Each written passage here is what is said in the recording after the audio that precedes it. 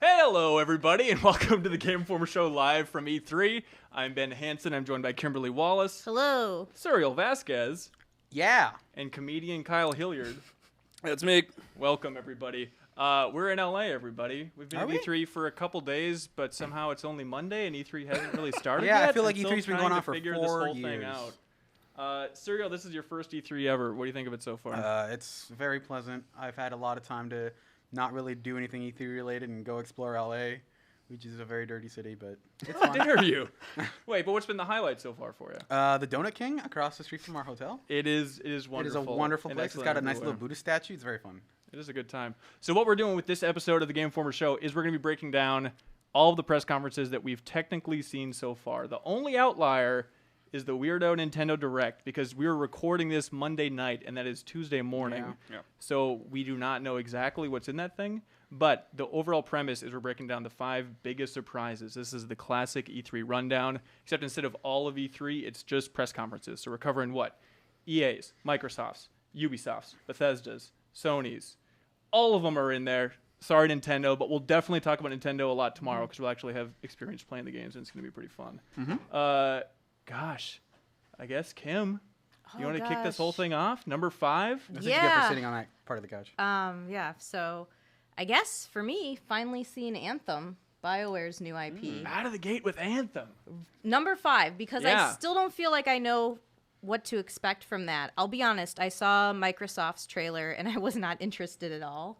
Really? Just not the art Microsoft. style, or Sorry, not what? Microsoft. When they showed it at EA, and it was just Right. very brief and looked very generic. Not like BioWare. And then I was happy I actually saw gameplay, because then I was like, ooh, jetpacks, and I just kind of liked.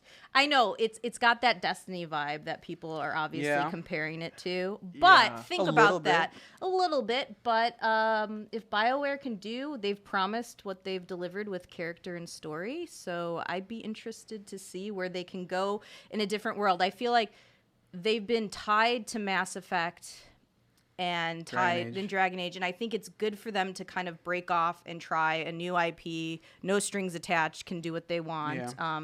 The only, like I said, troubling part is that there are so many comparisons to other games out there looking at it. Like, Well, it just doesn't one look like game out unique there. BioWare. I think people were saying other games too, though. Yeah. With it. It's Like, tough when you have that kind of like worn down, a little bit Star Wars take on kind of a more People fantasy were saying sci-fi. It's like Titanfall sci-fi. too. People were saying. Well, there was Titanfall that does moment in the something. Yeah, gameplay where like the co-op buddy Yeah. like dropped down basically like Yeah, there's Titanfall some landed next to Titanfall, him. some Destiny, yeah. Yeah. So I was just excited to see it. I mean, we've been hearing about this IP for so long, and this was our first look at it. It Yeah, definitely feels like a big departure from what they've done before in terms of.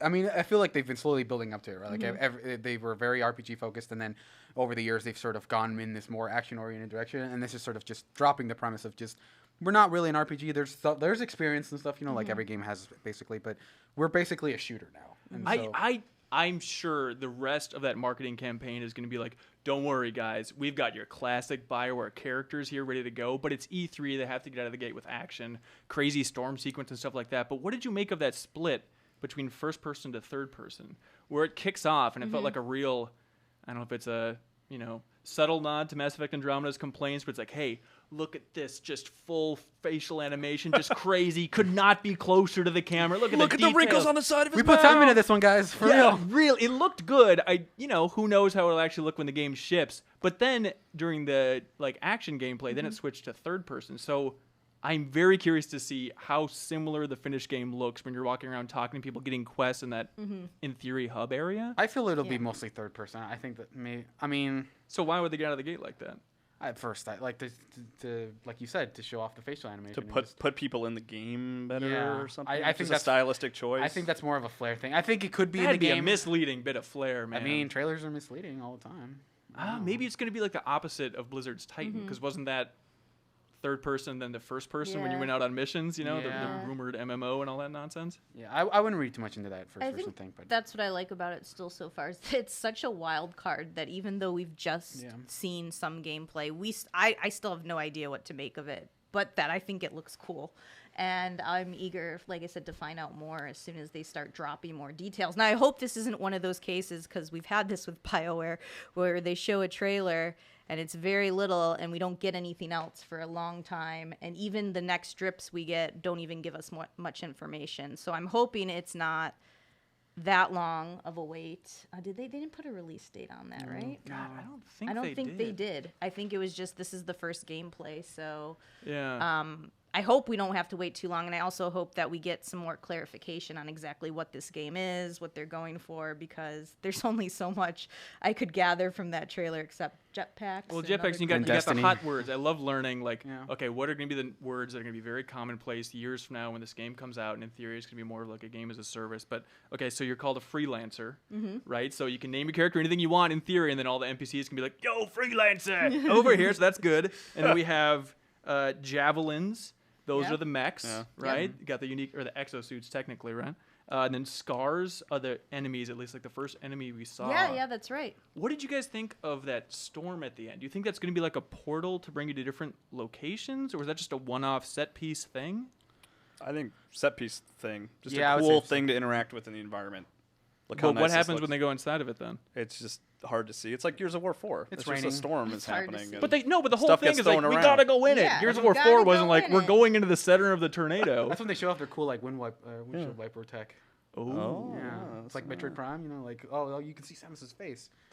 that's what they're going for this Yeah, time? it's like they really want to show off that tech. You know, the facial animations. They're really just, you gotta look, please look at these faces. We've worked extra hard on these faces. One please. thing I'm kind of worried about watching that footage, and overall I thought it looked pretty good. I'm excited to see more, but I don't know if you read Kotaku had a write-up about Mass Effect Andromeda recently and what went wrong. And one of the things that they called out in that is they said that they're working with the Frostbite engine, which is what this is as well. It is not great at building large environments, and they made a point in this to be like, it's huge open worlds you can explore with your friends. And so the idea of pushing Frostbite to its limits again, you know, it's the Edmonton studio instead of Montreal. Maybe there's some more tech expertise over there. It's tough to say exactly. You know, other studios are helping out with this as well. But that is a big concern again. Is like my biggest complaint about Andromeda was like, it's too big. It just can't handle. Yeah. It's spread too thin. It's That's what shaky. everyone's after Dragon Age and Mass Effect. A lot of people Yeah. are like, oh, guys don't really need to do open worlds. You And can so to push rein it out of in. the gate again in the first gameplay, it's like, oh, Back God. at it again. We're going to make all this landmass. You're not gonna explore much of it, and it's gonna be Yeah. kind of boring. But I don't know. Like a lot, it looks a lot more dense than a lot of. I mean, it looked environments better in than Andromeda. anything else Yeah. we've saw, like with Andromeda and even like. Oh, for Inquisition. sure. So, I don't know. A lot of people have been working on this since the end of Mass Effect 3. The team that's been working on it, so maybe they have something that they know that they didn't share with the Andromeda team or something. We're withholding Like it a the way. face It's tech. like, I'm gonna shoip. Like we know what we're doing. So but we're you're not saying gonna- We've Mass got Effect- faces figured out. It's fine. Mass Effect Andromeda was there to set the stage for people to appreciate Anthem more. Is what you're saying? How Are you dare you? The forwarding BioWare conspiracy conspiracy. No, Hey, I no. didn't I'm just say it, saying per se. that team might have a little more expertise with this. As far as the release date goes, I remember in an interview that was in the podcast format, but it wasn't on the podcast technically, I guess, but it was with the general manager of BioWare, Aaron Flynn, and he said that the game was more done than you would expect. So maybe next year. Available tomorrow.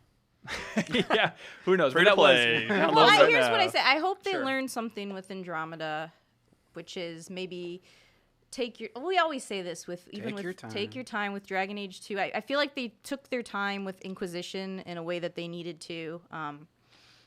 But looking at back in Andromeda, like that game still has. I didn't finish Andromeda yet because I just keep hearing all these updates are going to roll out. That's going to make that experience at least a little bit better. Hey Kim, I don't think any updates really Will going to fix turn that what game it's gonna around. be, It but is. It still. is what it is. There's But good still, stuff buried the, in there. The condition that are launched in, to me, like with my hair couldn't even animate right on my avatar, which drove me nuts every scene. It took me out of it. Like that stuff needs to be like fixed. Like that shouldn't have been shipped. There's that the option way. just to Patch wear your notes. helmet. It's good now.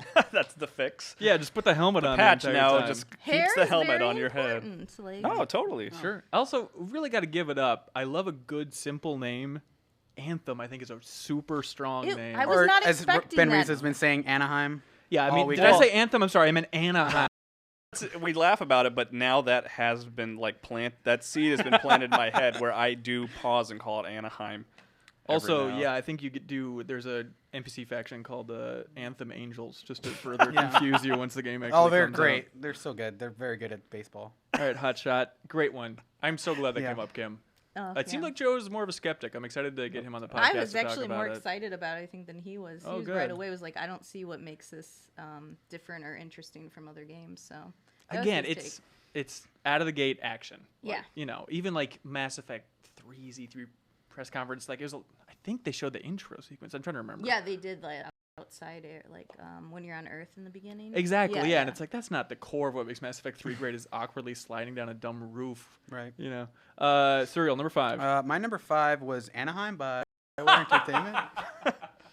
No, it was Anthem. But one thing to talk about real quick is I'm curious to see what they do with the gear, because in that demo they showed off like, oh, I've got Jared's Wrath, and the guy was like, oh, nice, in the most fake possible, fake Right. fake That's a big online turn chat, off. which is my favorite trend in trailers. Don't stop. Oh, I doing haven't it. gotten that cave yet. It's like not the serious, like, when I play Destiny, we were talking about like sports and like just random people. It's like, oh, my daughter woke up, I gotta go.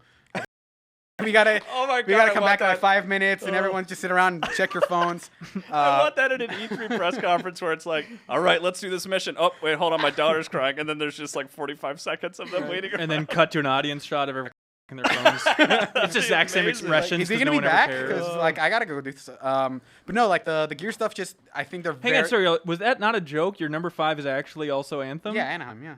Oh my god. Okay, I thought they were just going for a punchline, but the gear and the loot specifically. Yeah, so I mean, they're very much hinting at like we want the Destiny thing of we want you to have these specific stories around this gear, and I'm wondering because I've never felt super attached to any piece of gear in a BioWare game that I've ever had. It just feels like always stat based. So I'm curious to see how they sort of use exotics, for example, and say like how crazy are the guns going to get here, and how much of a draw that's going to be. So that's my 2 cents on that. Yeah, I mean, to build this game up, I think Destiny has proven how much of a development learning curve it is for a studio to be like, oh, we're just going to embrace loot and exploration and like long-term RPG mechanics. Yeah. Like it has been years of hell for everybody at Bungie to try and get it somewhat sustainable. And other studios. There's just a lot of studios who see something successful and they're like, we want to do that, and then they can't do it as well. It's like even someone who everyone says like they didn't do it that well to start, and then like some people just never get it right, but Bungie has. So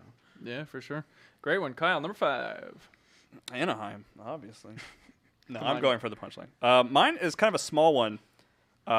Is the Zelda costumes in Skyrim. Oh, you would say Yeah? that. Yeah, it's Oh, not. boy. that's a It's- surprise. it's Sure. not- Yeah, no. Yeah, It's a it's surprise. not. It's not like this big highlight of E3, Yeah. but it was like a surprising thing that I was like, I guess that kind of works, and I like the idea of walking around with a Hyrulean shield in Skyrim. Okay, when you say works comedically, because it looks ugly, and I'm into it in the same way I'm into like E3's t-shirts. Just like it's just janky and a little bit messed up, and I'm into the idea of just I like- cosplaying it'll get as you lots of original. I like it that retweets, it doesn't. It's sort of like Sword and Shield fits in Skyrim, but it's odd that it's Zelda. Like the idea of walking Right. around with the Master Sword is just weird and strange. That was maybe And- my favorite part of it though. Like just seeing like here's the Master Sword. I'm not gonna do. I'm not a big fan of Skyrim, so I don't think I'm gonna play this. But the idea was like, oh, by the way, here's the Master Sword. I was like, huh. The that's question pretty is, cool. how good is that sword? Is it Nice. like a piece of garbage? Well, It's Joe- the only one that breaks. Yeah, Joe completely made for that it. joke. It's the only one that breaks. Yeah. Um, And I would like to play Skyrim on Switch. Hang on, though. Here's the question I didn't even think about till now. What if you play as like a Khajiit? Or like a dumb lizard guy? Will you then be still dressed up in Link's tunic? they're all worthy of the Master Sword, obviously. They That's can gonna pull be it. so stupid. Well, looking. I also liked the point that Jeff Cork made on our wrap up when Yeah. at that conference was that you can be a real jerk in Skyrim, and you can just like murder people and just God. like have a pile of dead bodies in your house, and just kind of like that person that goes and like piles up a bunch of dead people and like puts on his Breath of the Wild tunic and goes and stands on top and But you just don't takes that roleplay it. screenshot. You don't roleplay it like you're Link, though. You'd roleplay it like you also murdered Link, and now you're wearing his Oh. awkward clothes in your murder hut. See, Now this that you is a guys whole new mentioned that, thing. I think it'd be super cool if like when you spawn the Master Sword, it would just spawn on the pedestal and you had to pull it out. And if you were like killed enough people, you just couldn't pull it out. But you need enough of an HP upgrade in Skyrim. Yeah, exactly. Also, in the order to question pull it was off. raised if like I think the only one that gives you that stuff is probably that Link amiibo, but like, will there be other Nintendo crap in the game? If I scan Mario, can I First put of all, on Kyle, we don't call things crap on Oh, this excuse me. podcast. Let's show some That's kind of respect. your thing. Excuse me. Please leave it to the experts. excuse me, a Nintendo junk. What kind of Nintendo Nonsense. junk can I? BS. Nonsense. Thank you. Mario hats, mushrooms in my inventory to Waluigi. eat. I It's guess. a slippery slope. They have to call it off because if they're like trying to support Shovel Knight in Skyrim, like there's a threat. It just becomes stupid. I think it stops the Wild. I don't think anything else does anything. In like, I'm with 30th you. anniversary Super Mario that turns you all blocky. Ooh, that's good. I mean, there is something kind of heartwarming about the idea of, the Breath of the Wild team inspired by Skyrim, I'm sure, to some degree. Yeah. And then to like tip the cap. And I'm sure Bethesda is just filled with Zelda lovers. I'm sure all those people are just huge fans of the original Zelda. Moving on, I'm sure they're blown away by Breath of the Wild, And so just to have a nice, across the ocean handshake between those studios, there's something really sweet about it's that. Also like, what does it mean moving forward too? Like clearly they're getting along, I guess, right? So we're going to see more Bethesda stuff on Switch. So you're saying that the Elder Scrolls Online team can finally move on to the Pokemon MMO that we've all been talking about? Yeah, that's my number 4. just shooting into the sky and just hoping for the best. The thing we've been talking about, but it does not in any way exist. Naturally. That's a surprise. My number 5, it's a small, but I think it encapsulates a lot. And tell me if it's going to step on anybody's toes here for their numbers. But it was Phil Spencer on stage during the Xbox press conference. First of all, announcing the bizarre backwards compatibility with the original Xbox, and then following that up with, yes, including Crimson Skies, everybody. Like, that is where corporations are at, where they're appealing to the fandoms of games like Crimson Skies, which I loved back in the day, but it's not like it's, Halo. It's Crimson Skies. That is just amazing that they go out of their way that much to tip the cap to players. Well, because you look at the Xbox library, that was a launch title, right? Or at least very nearly a launch title. Maybe around there, sure. Because then, the other options are Halo. It's like, well, you can already play Halo on for your sure. Xbox One. And then what else do you have? Munch's Odyssey, I guess. Right. I bet a lot of people are kicking themselves. They bought that Voodoo Vince remaster. Yeah, that's right. They could have just played Voodoo Vince. Okay, and that's what's crazy. Is you can literally pop in the disc and then play it that way, exactly. which is where it gets absolutely insane to think about. And then beyond that, it came out after that, you can literally system link. Exactly. With across consoles. You can system link an original Xbox with an Xbox 360, with an Xbox One, with an Xbox One X. Yeah. And play Crimson Skies. Like, that is something that I'll never do in 1 million years. I mean, apparently no one does, according to recent studies. Well, they pointed they out in a counted it, nice they slap in the reviewed face it, for but- Sony. Yeah, 50% have people have experimented with 360 backwards compatibility, which sounds about right. Yeah. I don't call BS on those stats. Yeah. Are there any games in that list that would need to come? Like, what Xbox games you're like, I wish I could play that on my Xbox Voodoo One? Vince. Voodoo Vince. Knights of the Old Republic? Yeah. Maybe? I'm trying to think of what the original Ninja Gaiden, is that available anywhere? I just don't know if there's something. Black, I'm trying to think certainly. of games that people have been clamoring for on the original Xbox. And Yeah, I I don't can't think of we're that name. scraping. We're down to Crimson Skies. Yeah. We're down Once to they got Phantom Voodoo Vince Dust. That out was there, that was the the biggest one. surprise Oh, of that. What they're selling. Jade Crimson Empire, Skies. maybe. Jade Empire, yeah. Yeah. By the Jade Ghoulies. Empire would be good. But even that's on Yeah. iOS, right? Yeah. Get it on the best way. Yeah, that's true. It is an iOS, isn't it? Anyways, that's my number 5. It's a good one. But just the larger point is Xbox being on point with messaging. Outside of maybe focusing too much on numbers, are you guys going to talk about Scorpio at all? No. No. Oh. Okay, well, this is a good place to talk about it. then. Sure, Like, yeah. Outside of, I love how that's not on any of our lists. I know. It's well, just not a surprise. It's not. I don't think they made any headway with that. they've been doing interviews about Project Scorpio for a year now, and so just like adding the You hear X the name. same thing. Oh, our best console, fastest console ever. Yeah, I feel like everyone. I mean, I don't know. Yeah, I don't want. expect it to I don't be want to sound better. like I knew all along, but I feel like once they finished that conference, everyone came to the same conclusion that I kind of already had in my head of yeah, it's just gonna be a PlayStation 4 Pro, but from Microsoft, where it's just everyone's gonna be like, oh, these are some really nice improvements. If you have a 4K TV, you absolutely should probably. But it is just another Xbox. It's not gonna, change the way you play games. It's not really gonna, do anything for play or anything. It's just gonna be, here's a nicer Xbox. Maybe you missed the video where they repeatedly said, this thing's a monster. That's Look, true. check out this Portion 11, by the way. I This only- thing's a monster I as well. only play with monsters, so. Also, I hang have on to real get this. quick on this monster note. They harped on monster, and then during the Crackdown 3 gameplay sequence, the music was Are You a Beast? And then later on, Assassin's Creed Origins at Ubisoft's press conference, when they came out, they're like, man, this game's a beast. There's a lot of just talking about games as oh, this crazy thing you're trying to I wrestle. mean, they were going to use Killer Mike's Big Beast as the thing, but that fell through. And then the other one, they were going to use Kanye West's Monster, and that also fell through. Everything falls through. Yeah.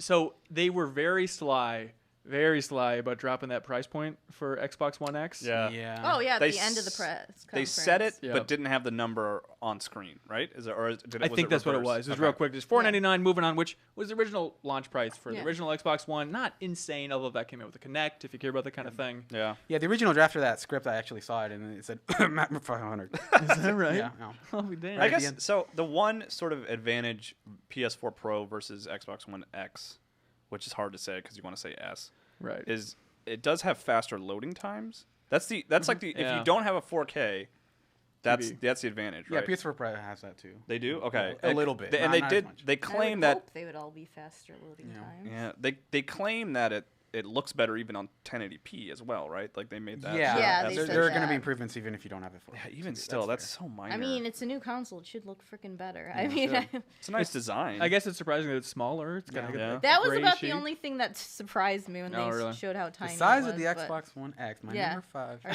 also- smallest, I- our smallest. I think it Xbox, might yeah. excise the power brick too, but that's not totally It's clear. internal. It's It's internal. internal. Is that right? That's really what's- impressive. yeah. Also, it has liquid cooling. I don't know if you know that. That's Oh, true. really? That's saved for just Also, like you can do a volcanoes. side- I heard they invented that. They invented They, liquid. they invented liquid. Oh yeah, I guess I should mention I did play the new Xbox. Oh, X. pray tell, Kim. Yeah, When when and I where? was on the Assassin's Creed Origin Ooh, story, what? we got to play on it. What a I- surprise. I mean, it was hard because I played on PC first, and then they were like, "Oh, we have it here. You want to try it?" And so I did, and I thought I noticed like a good visual difference, but I didn't know like the specs of the PC I was playing Sure. on to really make that one-to-one comparison. But I mean, I did notice things looked better on Yeah. it, as I would hope that they would. But other than that, there's not much that you can like look at and be like, oh yeah, you need this like right this second. I mean, it just depends on how big. I always joke, how big of a graphics snob are you? Like, where does it matter to you? And for people who I think don't have an Xbox One yet, well, and we're thinking of getting one, like obviously you're probably, and especially if a 4K TV, then you're gonna want it. So yeah, I actually did play it. I feel like that's actually a good point. Like that's what these consoles have been delegated to already. Is like, well, I need a PS4. I might as well get a Pro. Yeah, You like know, why would you That's go back exactly on what an I did. older it's model like, at yeah, this I'll point? shell out the extra money with the idea that maybe in a couple months or now or 240 or two, some maybe reduced? 3. Yeah, I'm sorry, I don't know the The- price. like the price point is reduced enough to where like that might not be Bad an choice. easy choice of like, well, I could go 250 and just get the console that I'm gonna use more often and it's cheaper. Yeah, for sure. Assassin's Creed Origins, Kim. Oh, is I that mean, on that's your our. list? Oh no, it's certainly. It's not. It seems cool. Yeah, that's our cover story. Yeah, right, for sure. You were on that right. trip with Cork? Yeah. Hippos. Hippos, flamingos. There's lots. My two favorite animals. I know. Camels, Third. crocodiles. That's a third, fourth. You're hitting all these points, Kim. I know, right? Actually, I have a very in-depth article on the site. It's like 5 things you need to know that kind of breaks down everything about the new game. But it feels like this is definitely like a like I joke around because every time we see a new Assassin's Creed game, they're like, we're gonna reinvent combat. Like I feel like Oh, that's been that's, said that's so the many drum, yeah. times. But they are definitely going in this more RPG direction. Which I think is interesting in the respect that. that like your level matters and you'll be leveling up your gear and you have to craft and make things better to even stand a chance in battle. And also battles are just like more calculated in general, and just noticing the controls in my, like, I haven't had to think this much in an Assassin's Creed game about how I approach combat, which some people aren't going to like that. I personally, I thought it was a good change of pace for me to try to consider, like, oh, if I don't dodge, if I don't put my shield up as I'm going in to block those arrows, like, I'm screwed. If I don't level up my hidden blades now, I can't just, like, one-shot someone, like... I love it, but I remember I was also there on the Unity trip with you, Yes. and that was also the exact Well, marketing that is message. exactly what I said to Cork. I was like, I heard this whole spiel before Yeah. with Unity. It was very similar. But this one, like, to put it in a respect of, like, what's different or not, I had hands-on with Unity on our cover story trip, and I also had hands-on with Origins, and I noticed a big difference in the battle, how the battles played out in Origins in a way I didn't in Unity. Like, I noticed slight differences. This feels much more like... I never thought I'd have to think for like a boss battle in an Assassin's Creed game, you know, like Yeah. memorizing sometimes enemy patterns. And I like the eagle that you now can control. That's really cool because you can Yeah. scout ahead of time. One thing I've always kind of not liked about Assassin's Creed. I feel like I couldn't plan as well as I wanted to, how I wanted to like infiltrate somewhere. And with that eagle, you can look ahead of time and find like all the treasure and mark it, all the enemies, and even like hidden passageways by being able to scout that out ahead of time, so you can plan your. So it's just much more like strategic in your planning, Yeah, that's the most promising feature in my opinion. I like the damn eagle. That's good to hear, because like I feel like one and especially two, I feel had that feeling of, okay, here I am in this location. I'm going to plan my attack points and how I'm gonna get out. But like as the series went on, it just felt like they just had you following objective markers more often. So the idea that you could plan a little bit now with the eagle, I think is pretty cool to hear. Yeah, no, that was my favorite. That's ACO, but what's your number 5? Number Number 4. I never thought I would say this, but the Mario Rabbids game, man. Oh, Yeah. number 4. Here's the thing. There's like that leak that happened, and I had heard about this ahead of time. I was just like, that sounds horrible. Like, I don't trust like a Mario like Rabbids crossover, right? And so today at the press conference, we finally saw what that was, and I was like, actually, I'm really into this. Like, make it about like, that's the thing. They didn't just try to make it a platformer. They made like this, again, strategic gameplay that I adore in any game. That felt different, and it's its own take. And I don't know, I got really enamored with it when I was watching that trailer, and I was surprised because I had no interest whatsoever. I was like, this is just. I feel like that was you and everyone on the internet. I feel like that is one of the biggest about faces I've ever seen on a game. Before, when that league was coming out, I was like, this is complete garbage. They are killing Nintendo. Ubisoft is bad. I don't understand. understand. The Rabbids games haven't been like great. Well, they haven't been great, but when did the Rabbids sodomize everybody's children? Like, I don't understand this hatred. I honestly think the minions are responsible. Yes, it's bleed over hate, but it just doesn't make sense. I just feel like those games haven't been great in a while, and then like to take something iconic like a Mario, and put it into that Rabbids universe, it's like, how's that gonna work? And when you think about it, it doesn't make sense. But then when they showed off that gameplay, I mean, like, even just how Mario looked in the game, everything just, you could tell Nintendo had consulted greatly with them on that. I liked Miyamoto coming out. That was amazing.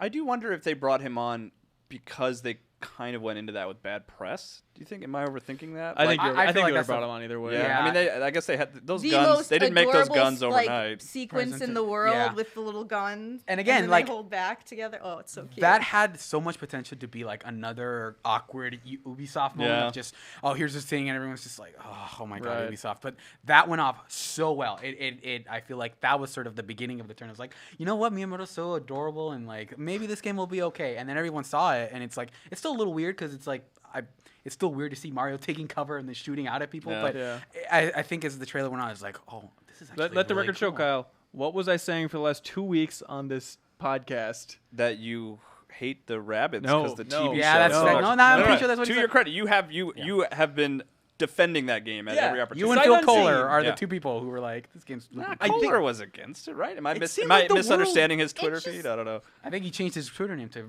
Rabbids fan number 1. Yeah, I thought he was being ironic. Too, it's hard to trust anybody else but Nintendo with Mario, right? Like, you kind of just are like, can they, Yeah. A couple details about the game itself, which are interesting. I don't know if you watched that behind-the-scenes video. No, I haven't watched that. But it's co-developed by Ubisoft Paris and then also Ubisoft Italy. And so it's the first time where Italian game developers are creating a Mario game, which is really bizarre to think about. Really We're going to be true to its heritage. Give him a gun. They focused on like the crazy enemy design. Like now there's, how do you say it? Parabid and the plants. The Donkey Kong which is thing. a good cute. Yeah, and Donkey Kong. I wonder how far they're going to go with that. If there's going to be an actual Donkey Kong in game, or that's just the one tie homage. But also very exciting. Grant Kirkhope from Rare fame, Perfect Dark, GoldenEye himself, friend of the show. He's going to be doing the soundtrack for it. Hopefully we can talk to him about it because I bet that's a dream come true. For anyone who's into video game music and making video game music. It's like, I can use Koji Kondo's themes to like inject into my own music. Yeah. Like that'd be phenomenal. Yeah. And then even seeing the gameplay, it is this is very much XCOM. I'm a little bit worried about it. Look.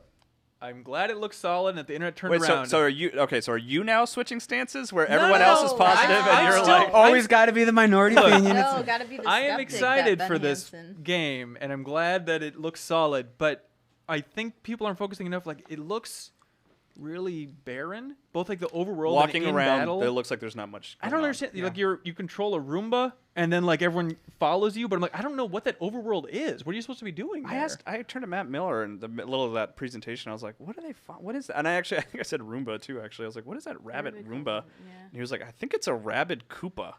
I was like, I don't know what that thing is. It's a Roomba. What does Miller know what a Koopa is? I don't know. That's confusing.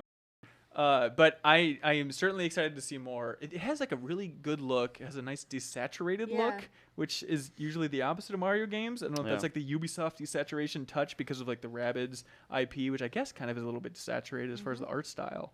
But fascinating. I'm glad they pulled it off as well they did. Yeah, Great one. And then we saw the was it director out in the audience kind of tearing up. That was adorable. Yeah. Because like I get it. I mean, I can't. I will never be in that position, I don't think. But I get it. Like this guy who probably grew up playing Mario gets to work with him and 100%. Use Mario characters, and he's on stage like awesome. Elevating your game, and you get to sit out in the audience and be like, man, that's my hero, presumably, like talking about this game that I'm making, and it was very sweet. 100%. Yeah. Suriel, number 4. This is a bit of a weird one, but I think I was kind of surprised that we saw no mention or video or anything of Bloodborne 2 Okay, these are just fans getting themselves in a tizzy, right? Were there actual like concrete leaks about this thing? I thought there was stuff. I mean, Dan Tack just every day was saying that it was going to happen. There were several people who were just Dan like, Tack no, cried himself to sleep tonight. that's the thing that I think people were bracing themselves for anything from Software. Yeah. From that team, because they said goodbye to Dark Souls. Yeah, exactly. I think with that ending, it was time for that, and the idea of not seeing it. I know it's not going to give us much to talk about, but not seeing that at all at the show is kind of like, huh. That's interesting. It certainly, I think Sony could have used it overall. Yeah. But yeah, that was strange. Even like it was on the Switch roundup of games and whatnot, so you'd think that even like some sort of Switch game development from some Chromehounds too, like whatever. It's right there, man. We didn't get to see Dantek's nipples on the stream, so everyone. Well, Nintendo's tomorrow. It's not right? too late. So, that is true. We've got a whole conference for him to do that. Yeah, they could just suddenly announce Bloodborne 2 on Thursday.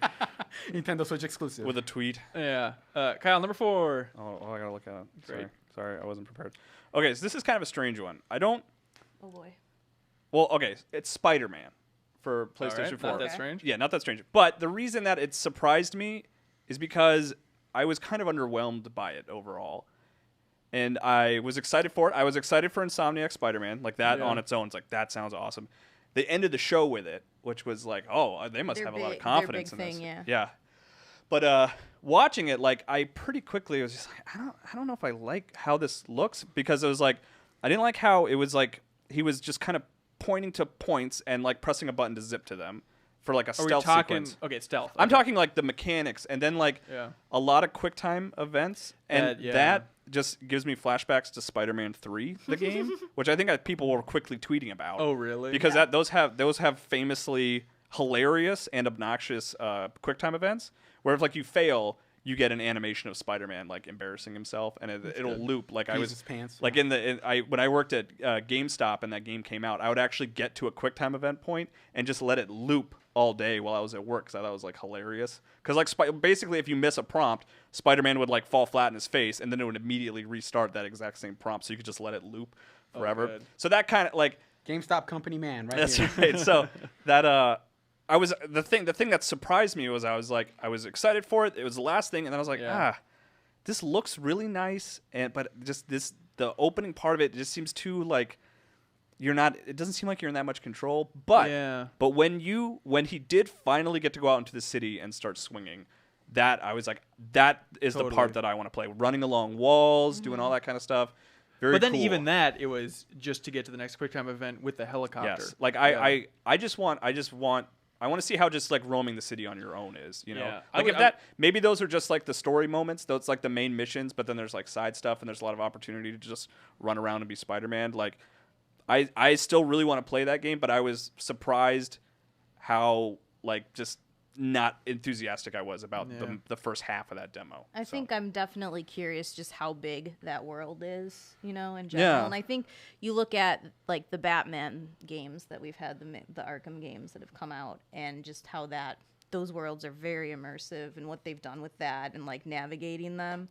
And I kind of wonder, like, on what scale is this Spider-Man Yeah, game? will they be comparable? Will it be like Yeah. that? Will there be, like, little side quests to go on along? Like, I just don't know what to expect from the game. I think Sunset Overdrive is, like, an interesting template. I mean, it knows that a bulk of that same team. But, like, that, I was also just shocked that, like, they got out of the gate, and I think even Sean Layden, before he left the stage, is like, brace yourselves, hold on to your butts, get ready for this roller coaster. It's something like that. He said like a true exclusive, which I wonder if that was a little bit of a snipe at Xbox. I didn't catch that. Yeah, you know. But the part that stood out then is then when it cuts to gameplay and it was just like stealth sequence and it looked so Arkham. Where it's like I wrote in my notes like just swing from the buildings. Like that's all anybody wants to see. We don't want to see you make like snarky lines of dialogue as you stealth around this building trying to get Fisk. Like that's not the Spider-Man thrill as far as I understand it. But I see what you're saying with quick times. It might be a similar situation to like Anthem though, where it's just for the sake of the demo. Yeah, they had to I mean that stuff. That is a trailer that you can pull little sequences from and put online, and it will get people's attention for sure. Right. Yeah, definitely. But that's it. Hey, number 4 for me. I don't know if you guys watched the PC gaming show today. We didn't actually. Is that right? Yeah, I mean we were busy doing other things. I think I was at Microsoft. It was all right. I think I was eating. It was a lot. It was better. Is better than Bethesda's press conference. Yeah, I was staring at the ceiling of my room. Lawbreakers got a release date, right? A lot of Lawbreakers out there. Yeah. Absolutely. They also announced a little game called Age of Empires. Oh, here we go. So Kim, what's your number 3? No, real quick. No, I want to hear about this because I also like Age of Empires. So okay, wait. Before you, is your number for the PC show or specifically Age of Empires? It's specifically not even that there was an Age of Empires announcement, because I think I also predicted that in last week's show. But there's no way to know for sure. There's no way to know. But it's the idea that it's not a new Age of Empires. The surprise is that they're remastering the first one, which they've done with Age of Mythology and they've done with Age of Empires 2. Like, gameplay-wise, the two best games in the series. And so just the idea, it's basically like if Blizzard remastered...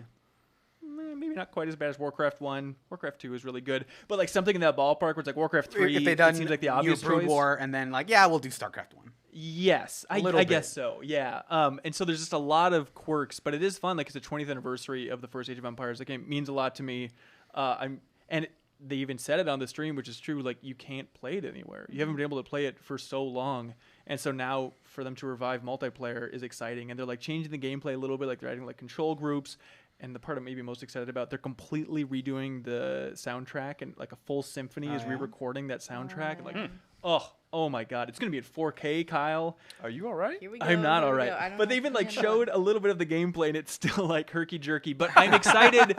I'm excited like 4K to go back. Doesn't really. It's like, it's still just like a horse like glitching through a tree. But I thought it was weird that was a bullet point. It's like all herky or super herky jerky. Yeah, good. You really nailed that. I know. Punchline. I'm not at all drunk. But then the most important detail here, another big surprise, is they're like, look, remaster of the first game, 20th anniversary. That's exciting, but Age of Empires fans, you might want to stay tuned for Gamescom. There might be a big announcement. So in theory, a full, real Age of Empires. That would blow your mind.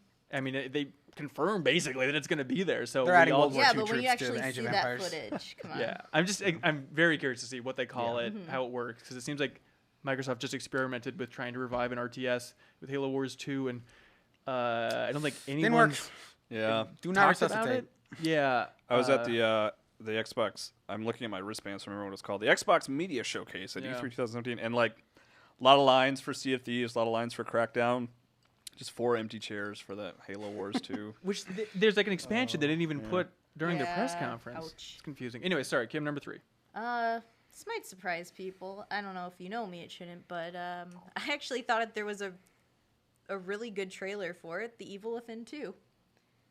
Oh, yeah, the Bethesda show, Yeah, okay. that was a weird That one. was my favorite. I really liked the first Evil Within. I mean, it had parts that certainly frustrated me, but I like those psychological thrillers, survival horror games. Like, I thought this actually was a really interesting trailer for once. Like, I just like the song they played through it. And, Big fan of swimming in milk. Yeah, I love milk. Totally. You know this. But I thought it was wax. I'm happy to see them give it another shot, and I thought everything looked really interesting that they showed off of it. Yeah, it was a little all over the place. I mean, maybe I don't know how much it depended on like finishing Evil Within 1 to understand the context of what was happening there. I mean, without spoiling, because I'm sure people will want to go back. There are elements that they hint at the beginning of that trailer that allude back to the ending of the Evil Within. Okay. Just to put it out there, but sure. I agree with Kim. It's my number 3 as well. Oh, what the hell, but it's weird because like when I think back on my time with Evil Within, I think I left it thinking that was okay, but it's a game that has grown on me over time because I realized that it has a lot of really cool ideas. Like those first few levels, there's that level that is very reminiscent of like one of the key areas in Resident Evil 4 that's like the village. And that level is, I think, one of my favorite levels in a really long time. Oh, wow. And from there, it gets interesting, and then it gets interesting, and there's like, I feel like it peaks in a particular boss fight with the guy who has a safe for a head. I think that's a really cool, interesting boss fight. And then it just, from there, I feel like it just oscillates, and then like it ends really poorly. But there's a lot of ups and downs. There's a lot of interesting ideas. Studio, new publisher, exactly. That's what I'm saying. Now to do a second one, they could iron out some of those kinks. Exactly, and so like I'm kind of eager to get back to that save room, like where you had that hallway. Oh yeah, and it's like awesome. It's a game that I am excited to see a refined version of the original, and so like this very quickly was something that I mean I posted on Twitter. It's like I want Evil Within 2 like before that conference. And I didn't think I was going to get it. Like, I thought that, But Todd Howard saw your tweet. That's right. And I said, oh, let's make it. You know what? Let's there was, Mikami was in the crowd, and he didn't know he was making it, and so now you have to go make it. Smash Brothers brawl situation. Exactly. But that game never felt like it, kind of took off and stuck in people's imagination. So I'm excited that they are keeping at it with that series. Yeah, for sure. Great one. Number 3, Kyle. My number 3 is A Way Out. The Joseph Fares game. Oh, yeah, that was early. Yeah, so I was on. Is this a good or bad? Oh, this is good. Thing? Okay. I think the rest of mine are good. I was actually on the flight during the EA press conference, so I didn't actually watch it live. But so like the first thing when I landed, like things were happening, and that was the one that I like clicked on first. So it's like, oh, the new from the makers of Brothers. I want to see what this is, and it looked. I love Brothers. I think that game is fantastic. I did an interview after Brothers with Joseph Fares, and he is just a super passionate, awesome guy. He was great on stage. Yeah, like I actually still haven't seen that. All I've watched is like the trailer, and then like because they had like a cinematic trailer and then like a gameplay sort of breakdown, and it just looks like genuinely innovative. Like even though I'm not, I think I've talked to you about this before. Like I actually don't really love co-op experiences, but there just doesn't really seem like there's much like that game, and it looks cool, and it's just this passionate guy behind it who has, which I really love, just like one dude with a singular vision, given the resources to pull it off, and that seems like what that game is. So I'm really excited to play it. It's funny because I actually turned to someone during that, and I said, if the creator of Brothers was not attached to this and you just saw that game, I don't know if you'd be excited about it. I think that's fair, the reason why there's interest in there. To me, it looks very generic. There's nothing that so much. It looks a lot like Uncharted 4. Like the prison sequence, and then when they're on the motorcycles as well. Yeah. Maybe they're even brothers.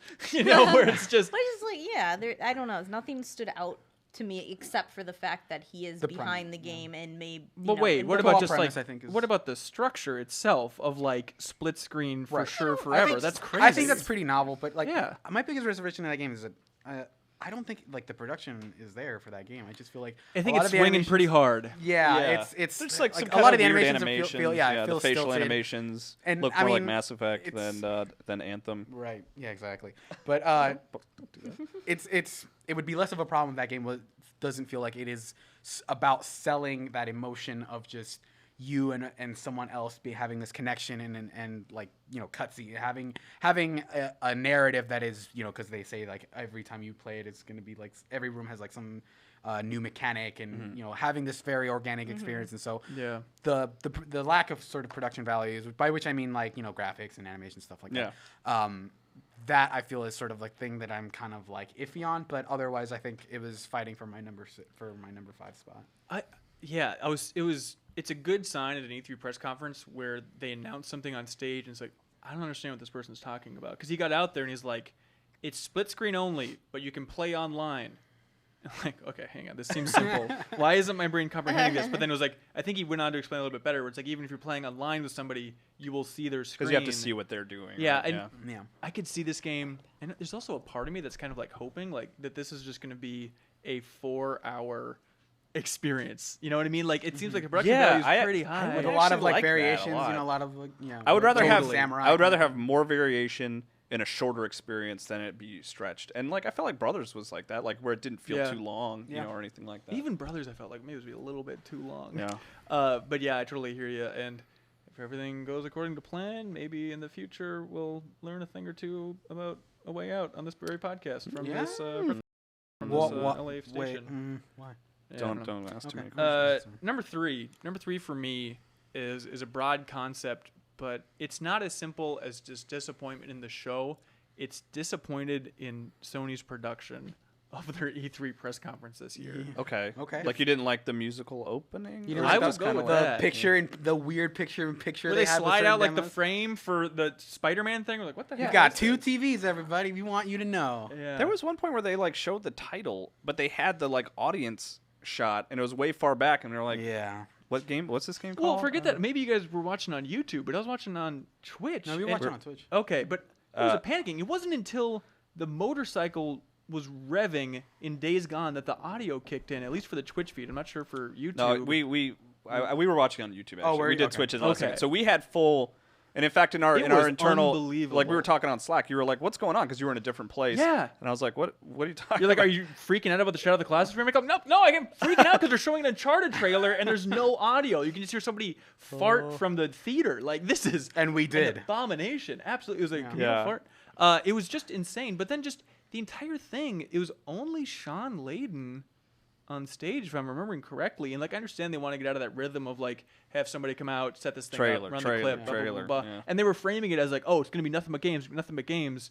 But the entire thing just had this awkward pace, including just like a couple of stingers that didn't land where they announced Monster Hunter World, which is very exciting. I don't know if one of you guys are going to mention it later. And then like, oh, the stinger at the end is going to be the guy cooking in Monster Hunter. It's like, is that the joke? That was, I think, a punchline more. But then couple that with like the Spider-Man trailer, where in theory it was over, and like, oh, we're going back to Spider-Man. It's like, oh, I guess this press conference is still going, and then it just shows Miles Morales. It's like, oh, okay, Miles is in the game, cool. Which Reeves was not convinced that was Miles Morales. He's like, I don't know, you just look like some guy. Yeah, that was very clear. I don't know. But then it just like cut to like an audience shot, and you could see people like awkwardly Getting up. and it lingered up, on that like, shot, and then it was. I mean, you eventually realized that it was some guy going to talk to you about like, here's what we saw at the conference, but it was there was this lingering shot of people getting up to leave. Well, even that, even when they cut to, I'm sorry, I don't remember his name, but he was even standing there with a mic for like 3 or 4 seconds, just like, oh, are we oh live? God, we still have to do this. Oh, okay.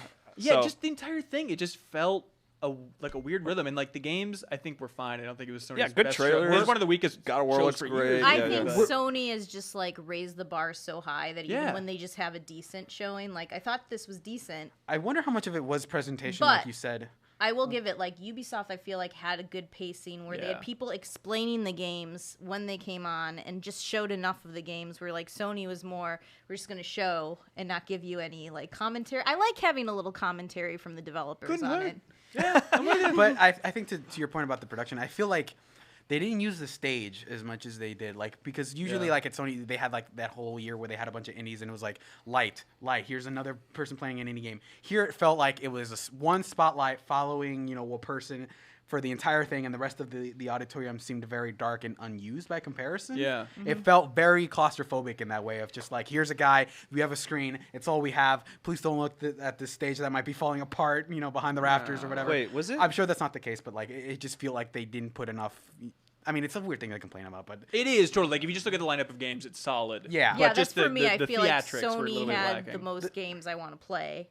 Yeah, that's probably true. Sony and Ubi. Who had the where they cut out to outside to watch somebody play? Was that Ubisoft or was that? That was Sony? Ubisoft showing Assassin's Creed Origins. That was the only weird part That's of my that, number but one. for the most part, they did okay. here's me playing it at home on my couch. Well, that's fine, but it's like the glare on the TV. With that, that just like, never worked. Well, they were trying to like we tease forgot it for, about like, the sun. They're like, stay tuned for after. We'll show you the full gameplay, and it's like, well, this is a terrible tease, like to just show a glary TV. But it then, runs on TVs, everybody. But real quick, just for the Sony thing, then too, like. maybe it could have used some more games in there just to quicken up that pacing a little bit. But then, like, in their pre-show, they announced, like, yeah, Undertale's coming to PS4. They announced a third Supermassive game. Yeah, what is going on there? Like, they should have... I don't know. They're very Supermassive. People love Until Dawn. I don't know why you don't blow that up, that they have a new game coming out. You guys act like you didn't all play the PlayStation VR Until Dawn. Yes, absolutely, yeah. Yeah, I was kind of just... Because, like, the one that they announced the press conference, what was it called again? Something Inmate?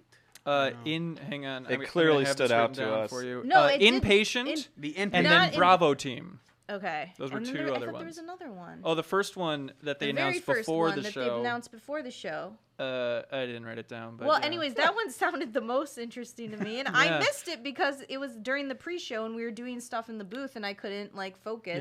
Yeah. Well, what was going on? I know it's a punchline too, but like they showed an Act 2 on Jeff Keighley's stream, and apparently the gameplay looks super good. It's like just take a 30 seconds to show off Act 2. Everybody. I mean, leading up to that conference, it very much felt like, oh man, they have to extend because like there's so many games spilling out of it, and then the actual stuff they had in the game was good, but it felt like you could have grabbed a couple of these and made it a better conference. But let's just be honest, God of War looks freaking amazing. Every time I see that, I think I'm just great. like, I can't wait. Is it? There's a new voice for Kratos. Have they talked about? Is that right? No, have they said that? Like, do you guys know? No, not because it sounds like Clancy Brown to me, but I don't know. Like Clancy Brown, if you're in the chat, let us know. Yeah, Clancy, if he's in there. Clancy, your friend Clancy. Anyway. Kim, what's your number 2? My number 2 is So I don't know if you remember this, Ben Hanson. Maybe 3-4 years ago, you pulled me aside after a Ubi press conference, and I was very upset that I didn't hear anything about Beyond Good and Evil 2. I pulled you aside to do like one of those like videos that we do. Oh, okay, that seems like important content. I just kept bringing it up because I was so pissed off about it because I've been waiting so long to hear about it. I think that was like 3 or 4 years ago, right? So to finally see that game on stage, especially after they told us it wasn't going to be here, so I had no expectations, right? It's which the is exact the ultimate fake out, yeah, right? when you go back and look at it, Michelle Ancel said, like, I don't know if E3 is the best place to show Beyond Good and Evil 2, which maybe he still believes that, but they did it. They did it, and then to see him get a little emotional on stage too during it, like, I'd been waiting so long, and it's weird because the game doesn't look like Beyond Good and Evil, like what you kind of remember from it. It's definitely a different shift in tone, but I kind of like it. It's this weird, like... Still unclear. I'm excited to see if we will get gameplay at some point, because they showed it in the background. It was like, okay, jetpacking around, but they seem to be hinting strong in the multiplayer direction, where there's a part of me where it's like, man, if Ubisoft is swinging with this, is this going to be their Anthem? Is this going to be their Destiny? Is this going to be their weird shared world RPG? Just the bigger spaces they're promising too look really cool, because like the first Beyond Good and Evil, like there is good exploration in that, but if you can really expand on that into a game now, because it's been so many years since we've had that game. Well, what do you think about the prequel angle? Because you see the character with the green eyes. And it's like, there's Jade, but now it's like, I guess maybe it's her mom. Okay. Yeah, they all look very different. Like I feel like you could have easily told me that here's some new franchise or something. Like here's another talking pig. Right. Well, I mean that like all the buildings are like very different. Like it did not remind me of Beyond Good and Evil until like they made very obvious references. Like here's a talking pig. Here's Jade basically. Yeah. Like it is very different. But I mean I'm into the difference. I don't like the prequel angle. Yeah. I think that trailer looks very cool. I think the monkey was a cool character. I found him entertaining, even if he was being like unnecessarily vulgar. Everyone seemed turned off by the monkey. He seemed interesting. I liked the monkey. I thought it was cool. But the one thing, it was like, he's gonna say the F word a lot because we're gritty now. Like we've all aged 15 years. This is like, Dan Hay already broke the seal when he was talking about Far Cry 5 on stage. Yeah. But like I don't really like that it's a prequel. I think there was plenty of room to like, because I actually played Beyond Good and Evil recently because we did a super replay of it, and that's right. Like it ends on a cliffhanger somewhat. Like it seems, man. And it like to wait all this time and then have a prequel seems odd. What if it's both? But they said in the behind the scenes video it's just prequel. Yeah, but they didn't clarify, but they called it a prequel. But that being said, like it was very cool and I liked it. And it was very exciting and just fascinating that it was absolutely fascinating that they did not leak that. Like that is the craziest thing to me, is that like Ubisoft is that nobody expected that to go on there. Yeah. Like that was one of the biggest. It was hugely surprising. Yeah, absolutely. I mean, the bizarre tone. It was fun to try and figure out, like, because I was live tweeting it, trying to figure out when is this Beyond Good and Evil. Like, there's a talking monkey. What other Ubisoft franchise could this possibly be? The second I saw like a pig's hoof, I was like, it's Beyond Good and Evil 2. You know, that was really I wild. almost jumped from my seat. So I always put those moments high when you just don't think the game's going to be there, and then you see it and you're like, oh my gosh. Real quick, I watched the behind the scenes video. A couple like gameplay details they talked about is a lot of like co-op supported vehicles. Interesting. For getting around, and also destructible environments. Destructible environments. And then you have like a hook shot. Is that, did they talk about that? If you play as the monkey. And then they were big on like, hey, we need our monkey squad or whatever they called it to like help us playtest this game. And I'm curious what that's going to look like and when. But that's another thing about that is like when they I don't remember how he worded it, but Michel Ancel was kind of like, it's like, yeah, and we want your help to bring this game to life. And we all were kind of like, please don't be Kickstarter. Please don't be Kickstarter. God. And then when he crossed that line of like, sign up for the whatever this is, we're like, oh, we all like breathed a sigh of relief, and we're like, thank God this isn't a Kickstarter. Yeah, for sure. Serial number 2. Oh wait. Yeah. What happened? What's going on with Wild? Who knows? I wasn't there. Is he just working on both of them now? Yeah. In theory. He's splitting his time. You took my number 2. No, where was Wild?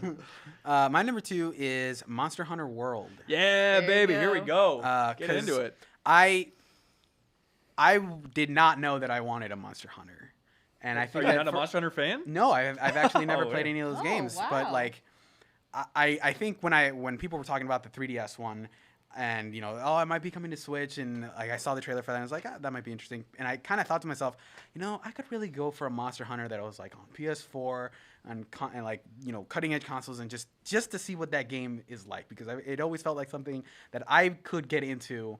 But I never just pulled the trigger. And seeing that trailer and how in-depth that one fight with that T-Rex was, the idea that thing, would chase you. I'm not sure how much of this is new to Monster Hunter fans, but the idea that a monster could chase you across this enormous map, and it was all it was all systemic instead of like a cutscene or whatever. And the idea that, mid-fight, he just like put on camouflage and kind of snuck up on it and had laid down traps on T-Rex smelled him for 13 minutes. Yeah, exactly. And like...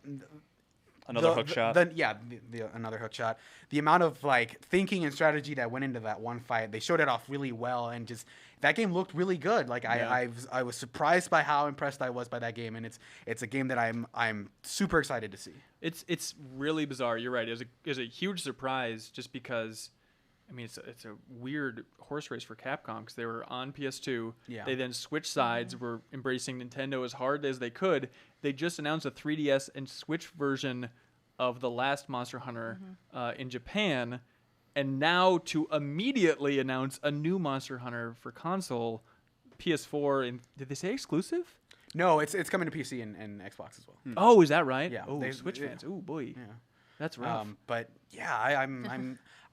This will be the game that gets me started on Monster Hunter. Everybody says that every time, Suriel. You sure? I really no, because I've heard this before. Every time I see a monster, it's like that looks cool. Never get into it. Like it is always a game that is like, if I had infinite time, if I lived in another reality where I had no obligations, I would get into this. But this feels like something that I am going to carve out time for and like finally learn Monster Hunter. Also, I heard it might be a lot simpler than previous Monster Hunters, so.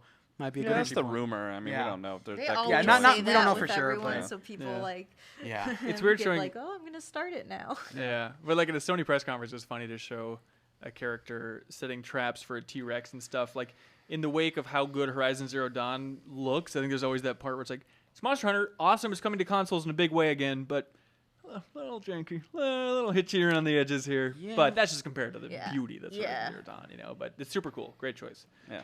Kyle, number 2. Ori, Will of the Wisps. Interesting. Yeah. Journey of the Wills. I really like Ori and the Blind Forest. Despite it being very vague, I really liked what they showed. And it was also, it kind of is high on my list because not much else at Microsoft really surprised or particularly interested me. So this was like, I did not expect this to come.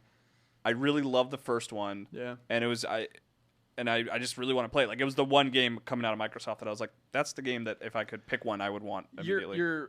You do remember that Xbox showed like 4,000 games, right?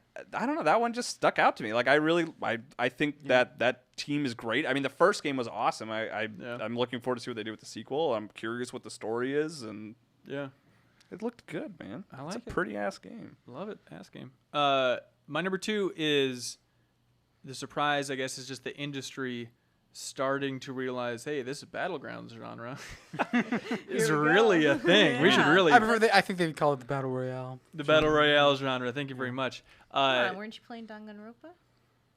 What? Danganronpa. The original Battle Royale game, yeah. Oh, is that right? It all ties together. But no, so Xbox, Microsoft, they had Brendan Green, Mr. PlayerUnknown. Seems pretty known now, if you ask me. We got the exclusive, though. Yeah. But brought him out on stage just to say that, hey, PlayerUnknown's Battlegrounds is coming to Xbox. There's a lot to unpack here, but it's still bizarre. And if you listen to the interview with Brendan Green a couple weeks ago on this podcast, I even asked him, like, why did you guys just post an update saying we're coming to Xbox and later PlayStation? That seems like a weird way to deflate it. Like, you think one of the big two would want you on stage, and he's like, yeah, we got to go to consoles. Yeah. But then it's like, yeah, they made it seem like a big announcement here. Yeah. And then they added a little salt and pepper on top of it by just being extraordinarily misleading. And it's just complete BS. Because he came out on stage and he said it's coming exclusive to Xbox One. And then he said, and the final version will have an update for Xbox One X. So if you parse the wording there, what he's saying, I think, is it's going to be in that Xbox Microsoft Early Access program. Oh. So there, it technically is an Early Access exclusive on a console. But when he says the words exclusive to Xbox One, and then literally it pops on the screen, and the voiceover goes, exclusive, and then to show it, and then in fine print on the bottom it says launch exclusive, it's just a load of BS. And Microsoft did a lot of that launch exclusive stuff, but it was never more in your face than with PUBG. Game, that was part of the announcement. It was like that's really the only announcement, because it's not like it's a new game, right? Their announcement was this game is coming to Xbox, and then also PS4.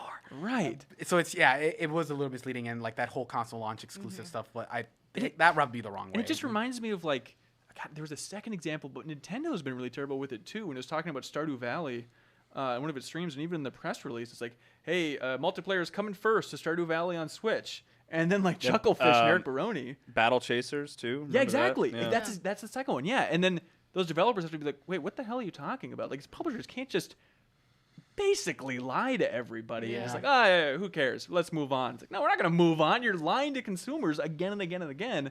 This is maybe the most egregious case with Microsoft here. Yeah. But it just stood out so much. But then just beyond that, real quick on the PUBG thing, it was also at the PC gaming show. They're going to be patching in vaulting and, like, sliding over car hoods. Oh, okay. And also, it was unclear, but, like, fog, dynamic weather, sunsets, also confusing if that's dynamic, but that's exciting for PUBG fans. You know, I'm excited to hear you talk about changes like that, because that's exactly how I feel when they patch new things into Dota. Of like, all these really bad. Hang on. I'm just saying, like, very minor things that non-casual fans aren't gonna give a shit about. PUBG is fun. Come on. Well, and but like I pour over passionate, and I'm glad that you are coming around to my side. I'm on your side, Suriel. But I think maybe this is a good crossover here, is just that idea of one of the beautiful things that I think about PlayerUnknown's Battlegrounds is just how simple it is.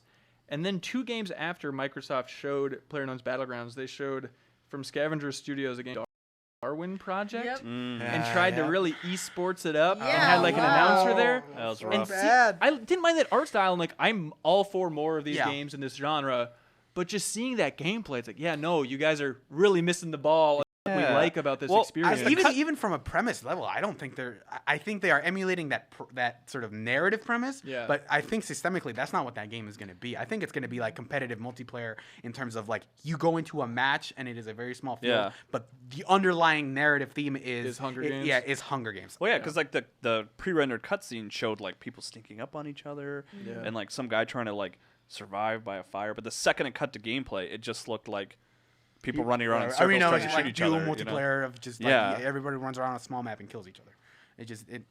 I will say that the announcer guy that they had on stage, he did a very good job. He didn't mess up once. He was energetic, but he was still just, this is not what we want. Yeah, it didn't fit. Like that stuff is always super cheesy to me. Even as someone who does watch esports, it just seems like you are putting the cart before the horse by saying, no, get interested in this in a competitive level. Like, that stuff has to happen on the grassroots level of just people naturally interested in that game. And when you trot that out, it's just like, you can't force it. Yeah, can't force it. Kim, are we at number 1? Yeah. My math correct? Oof. Should not be a surprise to anybody, but actually happened before all the press conferences. the new Kingdom Hearts 3 trailer. Oh, that trailer to watch with Kyle where he said they didn't show anything new? Yeah, he's full of... I can't believe that's full your of number it. one. Oh my god. Okay, here, let me explain to you first off. Nobody thought Hold that... on, cut her mic. She's talking about Kingdom Hearts. Okay, first off, no one thought... Hang on, I like Disney. It's okay. that there was anything Kingdom Hearts going to be shown at this show. That's true. I'll give you that. Yeah. I went to the Kingdom Hearts Orchestra concert, and all of a sudden, at the end of it... I think you mispronounced Dorchestra. Hey there, yeah. All right, Anyways. go on. Says two guys who went to the Zelda Orchestra like 2 weeks ago. Cried. And then frickin' Nomura comes out on stage. really? He flew here just for that concert to come on stage and show, but you didn't know the trailer was coming. And then the trailer comes on, and you're like, oh my gosh. And there's so much. If you're a diehard Kingdom Hearts fan, I'm revoking any card you have to that series. Because if you saw that who you talking trailer, about? Kyle, he's like, pointing they at me. didn't show anything in that trailer. You want to bring Roxas back? Like, But So that's the idea is even, like, Roxas that's is just dead two and he wants characters to- talking. No, there's that's something being like, showing oh anything man, with imagine oh my if God, it is the imagine most if Simba from the substantial Lion King was gameplay here. We've seen like all But it that. was in Worlds we'd all already those seen. all those cool Keyblade moves. The one where like it could shoot out with the like sprinkles down on it. Like there's just a lot. There's hands on with those Keyblades. Like watch the trailer. Analyze it. There's a lot there. I have Kyle, your watched response? it again. no, I watched you it didn't again. even. You I know, you watched just it don't again. get. Oh my god! Before the stream, I was like, I gotta watch this for Kim. It's a big effing deal. It was just- Kyle. okay, It's a so big and to be in Kim the let the defense make his auditorium. make their To argument. be in the auditorium with all those other Kingdom Hearts fans who were just losing their minds. what's influencing it was, you. Yeah. No, I was one of them. It was a big deal. No, I will absolutely give you like we did not expect Kingdom Hearts at all. It is very, and I like Kingdom Hearts. Like to make that clear, like I really like Kingdom There's Hearts a 2 lot a in lot. that A lot of your trailer. friends are If Kingdom you've Hearts. been A lot of my friends are following- Kingdom Hearts. If you've been following, I'm a long married to a time, Kingdom Hearts. There's a lot in that freaking trailer. But like so yes, totally surprised. That's cool. Like I like that there was something from Kingdom Hearts, and I was like, oh man, E3 Kingdom Hearts trailer. I'm gonna watch this. And like as much as I love Kingdom Hearts combat, like it all kind of just blurs together because it's so chaotic, and that's kind of what I felt like when I was like the things that you're highlighting as your favorite things of. But that's what Kingdom Hearts combat But I'm saying is, it's like it wasn't chaotic exciting like for me. that. I was like, okay, so we get some new I combat. thought there's some interesting stuff with the story there if you've been following the series and are really reading into it. What are the like, big beats? Are you a What- fake bringing It Kingdom Roxas was, back? well, it's Kyle? Roxas. It's also the stuff that they're bringing all the villains together for that big thing. And is Sora gonna go to the darkness? I don't know. No. I don't know. I don't okay, know. The big thing, But, like, the here's thing the that thing. because like it's like a lot of the time was spent showing You off can like a throw Titan. Goofy at people this time around. I've Come always on wanted to now, and throw he can Goofy damage people. into the garbage. But, like, There is like so that- much to unpack. We've already in seen that. tons of Hercules level. We've seen that fight with Yeah. the Titan. Like Yeah. that's Okay, that but was here's what the great underwhelmed part me. about it. At the end of that trailer, which I thought was a cool trailer, then they tell you we're getting a world reveal next month at Disney's D23 and a new trailer on top of that. But like that's for a game that's that potential. we don't know what we're I going could to still be see. surprised I again. think Yeah, it's that news still, isn't coming, It's I like think it's boom, just- boom. So I am happy about I this. will say in your defense, Kim, I hadn't seen too much of Kingdom Hearts 3 before then, and like the idea of watching all those Disney villains get together and speak Japanese, which is the way I watched the trailer. Japanese If it- James Woods. I can't believe they got that. Yeah, I know he speaks Japanese. It's crazy. But if it hadn't been for like the Final Fantasy characters they showed later on, I think I would have been pretty into it. But You're, Kim, also talking to the girl who, like, at press conferences has gotten up and danced when they put Yes. Kingdom Hearts 3 stuff Please, on. I mean, I woman. think you have to understand there's been more than that. Yeah, I mean, I care to admit. There's just, Kim, I am so happy that you're excited for that. But like for me, going into that was just it was very underwhelming because I've there was never- because I- I just wanted at least because like even if it was something that they had announced, like if I could see Rapunzel's character model or Yeah. see like see what just see San Francisco, Francisco or yeah. something like, but that just I understand that there are implications for the wider story, There's but a- like that's for a me, big like I just deal, looked at it, that I was like, story. I'm not That seeing anything story's new been here. 15 years in the making, Kyle. Come on now. And it's Get very with it. complicated and difficult It's to very, parse. I've got it all here. But I'm so I'm glad that you were so excited about it. Like that's great. And I I'm think what it was that, especially not thinking that it's going to come, and Yeah, they that didn't do counts it for a at a lot. press conference. They just did it like, "Hey, all our fans are here at this concert. Let's just unveil this trailer." see, It was yeah. a very like powerful moment. If you're a big like fan. outside of that concert, we were like, oh, this is Kingdom Hearts is huge. Why didn't they have it on stage? Yeah. And then I watched it and I was like, oh, there wasn't much in this. I No, guess there's that's a why- lot in it. God damn it! Don't Yeah, guys, do you guys? Kim, I'm sorry. I will love move it. It's away. my I favorite. will- killing me, Smalls. I will get up off this couch if you guys will hug it out and just just come to peace with. I'm just saying, there's a lot, and for a game that we have not seen much of, I welcome any new footage I can get. Because you so rarely see any like little snippets. I remember one time they showed teacups in a trailer, and I freaked out. I also like this is the level. As a point of comparison, like I'm the guy who, leading up to Breath of the Wild, wrote news stories for Game Informer that was like, hey, this trailer had 20 seconds of new Zelda footage, so like I definitely I understand your excitement. You're really passionate about finally seeing stuff, and as you have to understand, like I've been waiting for this. I feel like if you've played 2.8 and that fragmentary passage chapter, it just which I did. It leads it up into it so well that you're just like, this is what I have been waiting for. Give me Kingdom Hearts 3, and so anything that I can have, I'm excited about, and it makes the show for me. There we go. All right, Suriel, number 1. I will go with a maybe not so controversial pick of Dragon Ball Fighter Z. That's your number 1. I can't believe that's your number 1. And I get shit for Kingdom Hearts. No, he's correct. Actually, it's checked out. I've done the math over here. So here's the thing. Okay, so I know people are gonna typecast me as like, oh, Will, he's the fighting game guy. He is, he likes the fighting game. I am not as excited about that game on a fighting game systems level as much as it is able to say it is also an enormous love letter to Dragon Ball Z, which I haven't really been that much of a fan of, but seeing. Well, no, in recent years, I watched Kim, I think we're on the same page now because this is very strange to read too. In years, I watched the original. I watched up to the Buu saga. I didn't watch much of GT, but you're fine. I love that series when I was a kid. Really kind of fell off of it, over the years, and they kept making games. But it's like I could come back to it because it's like the same story every time. But like how much they're able to sort of fuse fighting game concepts with Dragon Ball Z and make it supernatural. Just like the idea of, there are lots of fireballs, and when Goku deflects them, they go into the background and destroy the background, which is like a 2D sort of like the same thing they did with Guilty Gear, where all the models are 3D, but they move around in a 2D space. Yeah. And just the way, just basic concepts of a throw tech, which is when two players go and throw each other and they kind of just sort of reset. Yeah. In that game, it is, instead of doing that, they just fight for a little while like they would in Dragon Ball Z, where they're throwing all the punches really quickly, and then they break. And like the amount of like, you can tell those Guilty Gear guys, which is Arc System Works, love Dragon Ball Z, or at least they started loving Dragon Ball Z all of a sudden, and they have poured so much love into that game. And even though like it's not like my favorite series of all time, just seeing how good they've nailed the vibe of that series and made a pretty good fighting game.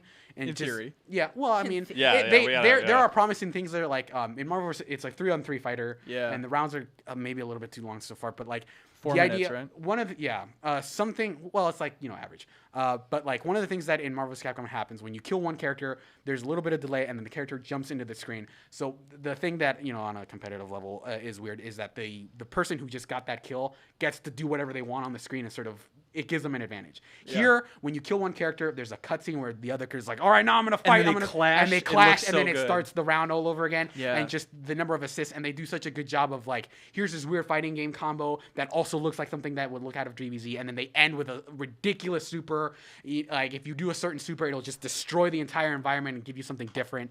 Like, the amount of, like, I didn't know that I loved Dragon Ball Z as much as I did after I saw that game. And I am, that game sort of, I am so excited for that game. I can't wait for it. Do you worry about it having that MVC3 drawback, though, where I love Dragon Ball Z as well, I'm excited for it, but looking at it, it's like, boy, this is really fast. This is going to maybe turn a lot of people off. I think there is cause for concern there, but I think people are going to be more welcome to it, because I think when they go into Marvel, it's just, I just want to see these characters fight. And I don't really have much of a context of how these characters should fight, so the idea that it's very chaotic is kind of weird to me. But with Dragon Ball Z, you expect lasers everywhere, just like, especially when it's 3-on-3. Key blasts, please. Key blasts, yeah. And the idea that just things are exploding everywhere, there's a bunch of lights and sounds, and people are just beating each other up for, you don't know how it's happening. I think people are going to be like more receptive to that than they would be with Marvel vs. Capcom. If I may play the hipster, and I think Kyle will be with me on the hipster front here. Yeah. Hey, Arc Systems just made a 3DS fighting game, which is basically this exact same game. Who? Arc Systems. Oh. Extreme Budoden. What it console? Was this exact 3DS. It was also 3-on-3, and it was solid. We played the demo a fair amount. Yeah. And it's like it barely was on the radar. And now it's like the fact that it's on consoles. I agree, it looks great and that's exciting, but it's like where's all the enthusiasm? It's like it was the same team making this exact game. I guess there's some truth there, but I think it had leaked online and people were kind of like, oh, this looks pretty cool. But I think part of it was like they put this game on the main stage. That was crazy. Yeah, that was surprising. Phil Spencer had to look at the Dragon Ball Z game and go, yeah, let's do it. Let's put Goku on the big screen. I love the big guy. I love that no one actually said the title of the game. It was hard, like Dragon Ball there Fighters. were so many spellings of that game of just like Dragon Ball Fighters, Dragon Ball Fighter Z, Dragon Ball Fighter Z. Like they did not do a great job. My favorite thing was was we were on our messaging system trying to figure out what the title was. I was like, Hanson, did you catch the title of that game? And what you did, which just made me laugh out loud, was you just posted the logo that you had screen capped in our chat system and said good luck. And I was like, I don't know what this game is called, but damn, I think it's Dragon Ball Fighter Z, but like it's one word with the inner cap Z. It's real. I love Majin Buu turning Goku into a cookie. Oh That's yes, one of his absolutely. moves. It's pretty good. But yeah, it looks great. I'm super excited for that. It's nice because I've reviewed a lot of Dragon Ball Z games. And they always look okay, but then you look at like the Naruto games, which just look phenomenal, and I'm like, why can't we get Dragon Ball closer to this? And I feel like we are now. Like this is the best looking Dragon Ball game, and it's crazy that it was on Microsoft stage. Yeah, for sure. Agreed. Totally. Number one, Kyle. Number one is Shadow of the Colossus. Oh, I was hoping you would mention it because like it was fighting for my first spot on my list. Yeah, Boy, that was weird. Weird. Well, I guess so. I mean, one of the reasons my number one is because I had zero expectation that this thing would. It is exist. the biggest surprise in terms of like I had no idea. This came out of nowhere. There was a rumor that like, hey, just renewed the license. Like Wario64 was tweeting it out, but yeah, like Suriel and I were even talking about it. We're like, if they had just been like, hey, the PS3 remaster we did of Ico Shadow of the Colossus collection, we're putting that for PS4. It's the same game as 4K if you want. Like I would have been like, all right, I'll buy it again. I'll play that again. But to see this remade, like maybe it's dramatic, but like it was literally giving me chills like watching that because like I was just like, I can't believe this thing exists. It looks so damn good. Yeah. And like I was just like, oh, look at that guy. And I was like, and then I don't know, it totally blindsided me. It's the only trailer that the second the conference was over, I immediately pulled back up and watched again. Yeah. Here's a question I have for you. Since this is a remake, if they update those controls, do you think that's going to take some of the magic away? Would you want this I don't think they will. Oh, okay. You're saying because it is a remake. What if they try to like make that control scheme a little different? Because that's like part of like what people who you try to explain like why it's so great. Some people miss the point of it and are like, I'm just saying like when they remake it, how far do you want them to go? Because I just thought seeing those graphics, that was enough for me. Yeah. And I just replayed it because we did a super replay, and I don't know. I never really had a problem with the controls. Like maybe that first hour, that first Colossus, you're getting the hang of pressing jump on triangle. Yeah. But they could, because they did kind of streamline it, like the climbing stuff for Last Guardian. But it wouldn't really function with the stamina bar if they did it that way. Because I have friends who just are like, I don't get it, Kim. I don't get it. I can't with those controls. And I've heard that so many times. I could see it being an option. I'm just wondering, like, when they go remake, how far are they going to go? And would that upset people if they did try to like tweak those controls to make them smoother? I don't think I would have a problem with it. Take away from the experience for people. I mean, I don't think so. If they found a good way to streamline it, as long as I don't think that would really affect, change my experience for it. Yeah. What I would want, I think, is like the Resident Evil approach to it, where like they had the tank controls, but they do have these updated controls. That's the best way to do it. Yeah. But man, we were also talking a little bit about like this is a full remake. They have time to go back and reconsider. Are they going to add any of those excluded Colossi? Bet they will. Yeah. Well, that would be so. But that'd be like it's the holy work. Do you add a new chapter to the Bible? I would want them to. I know it's sacred, but do you think? I mean, if they were going to do that, do you think they probably would have mentioned it here, right? Or do you think that they had enough to go on? That kind of feel like. Go ahead. I was just gonna say it ties into. I think one of the problems that we talked about earlier of having Sean Layden just come on the stage those few times is like it felt pretty unceremonious. On Sony's stage, like, by the way, Shadow of the Colossus rematch, like, there was no one even said a word about it. And so that little bit more of that context, I think, would have helped for, like, what the hell is going on. We did ask the question, it's like, that's a remake, right? Yeah. Like, they're not, there's that, they called it Sony calls it a remaster on their site, but Bluepoint calls it a remake on their site. Yeah, it's basically the Crash Bandicoot treatment. Yeah. Right. I think it would have been weird, like at a press conference, to say, like, for the trailer to play, and then Sean Layden comes on and is like, "And we'll have 2 new Colossi." I think that would have been kind of like a weird way to present that. PS4 exclusive. And there's always that thing that launch exclusive. There was a reason they were cut. Yeah. So, you think Ueda is involved? I mean, surely he's like Maybe giving the thumbs up, the Miyamoto thumbs up. Yeah. As far as the thumbs up go, we should point out that Bluepoint were the people that did the ports for They did a pretty PS3. good job. And they're great. It was amazing. Yeah. Yeah, for sure. And they also did Metal Gear Solid. They've done a lot of amazing port work, but this is a pretty ambitious project. Yeah. Also, it just feels so soon after Last Guardian. That's the crazy part. Maybe they were just like working on it forever. Like, come on, Last Guardian, get out this door I so we was can get just this baby surprised rolling. with how good it looked, though. Yeah, Like, Yeah, It it looks very really good. great. It's always weird with that stuff when they go and update because you're not sure if it's gonna like still retain the essence of like what you loved about it, and if sometimes when you make those graphics like more crisp and clear, it kind of looks weird. And I just thought everything looked pretty sharp and on cue, and I was like, this is awesome. Yeah, some people have complaints. It never really stuck out to me, but the complaints about the HD version of Shadow of the Colossus, okay. where Oh, there's really? extra, because it's a higher frame rate, there are animations in Agro's run that we normally wouldn't see. But Okay. because they increase the frame rate, like sometimes his legs look a little strange. Huh. And this is like an opportunity to maybe kind of just like really chisel down and clean up even those little tiny minor things that people were bugged by. But man, like I cannot wait to play that. I've played that game same 4 here. times now. I'm going to play it again, and I'm very excited. Definitely. Great choice. My number one, we've kind of touched on a little bit. You guys even stepped on a little bit before we started recording. It was how emotional Ubisoft's press conference made me. Oh, yeah? Was the biggest surprise of the show, where it's Yeah. like, I like some Ubisoft games just fine. But it was seeing that Rabbids director, like with Miyamoto on stage, the announce the teary game, eye? cut to him teary eyes. Like, ugh! Oh my God, I'm getting emotional now just thinking about it. Look at Yeah. this gut punch. And then to cap it all off with Michelle Ancel going Yeah. up there, and the part that killed me. I'm a sucker for like long-term working relationships. For some reason, like that's my emotional kryptonite. And so when he went up there and he's like, "Oh, Guillemot, I want to thank you so much for letting me do this project. Come on stage." And he invited Ubisoft CEO on stage, and who knows what's going on behind the scenes. But like you said, Michelle Ancel is working on Wild as well. So the idea that he is kind of one foot out the door for Ubisoft, but still just wants to have a tip of the cap for his boss in such a big way. And he was getting emotional, Guillemot was getting emotional, and ending with all those developers on stage.